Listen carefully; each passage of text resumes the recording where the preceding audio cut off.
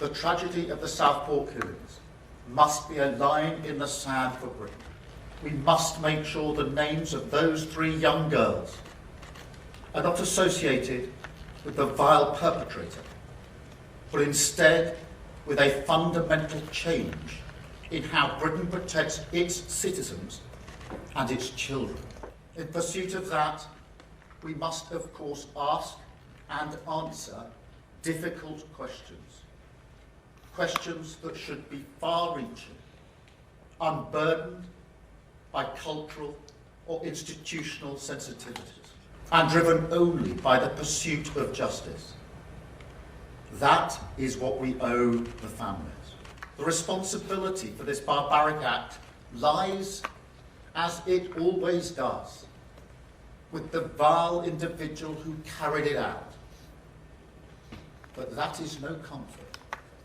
And more importantly, use. And so, as part of the inquiry launched by the Home Secretary yesterday, I will not let any institution of the state deflect from their failure. Failure which, in this case, frankly, leaps off the page.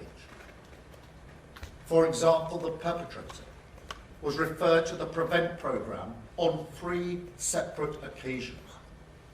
In 2019, once, and in 2021, twice.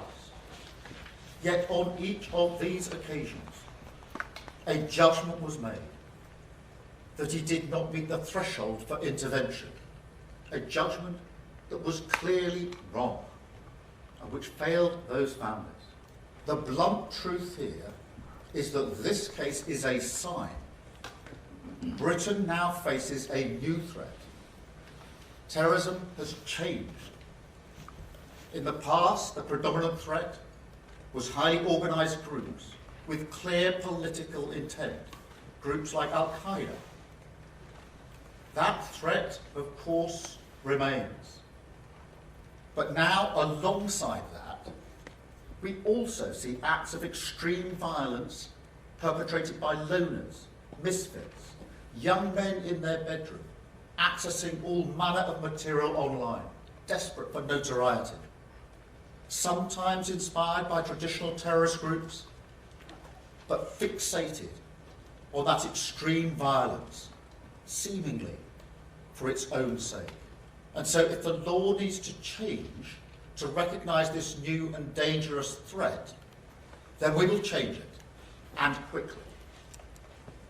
And we will also review our entire counter-extremist system to make sure we have what we need to defeat it.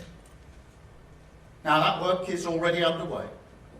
I've tasked Sir David Anderson KC, the new independent PREVENT Commissioner, to hold this system to account, to shine a light into its darkest corners, so the British people can have confidence that action will follow words.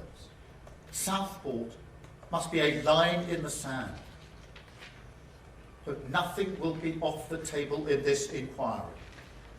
Nothing. And most importantly, it will lead to change.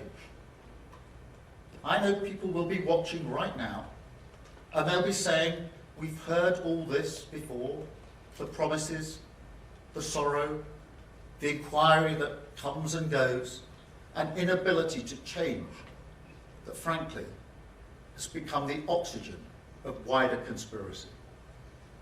And we've seen that throughout this case.